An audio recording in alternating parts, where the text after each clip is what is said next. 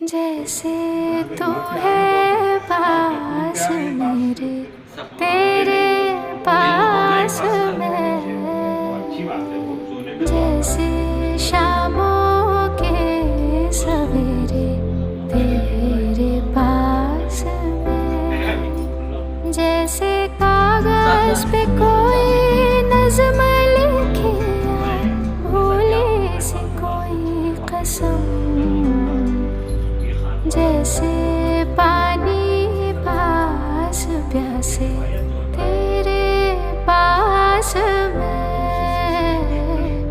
जैसे दिल के है दिलासे तेरे पास में।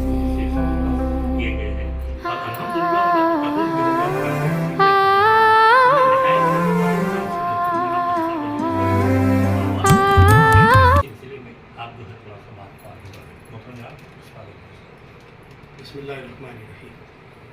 तमाम तर तारीफ़ों अल्लाह रब्बुल इज़्ज़त के लिए, जिसकी रहमानियत और सत्तारियत का कलमा ये कायनात मुझे अज़ल से कर रही है। बाद अल्लाह की तारीफ़ के अक़ीदत और एहतराम के फूल उसके महबूब हमारे नबी सल्लल्लाहु अलैहि वसल्लम की बारगाह अक़दस में। हाज़रीन, मैं इस दहलीज़ पर, इस घर में जनाब प्रोफेसर डॉक्टर रिज़वान खान साहब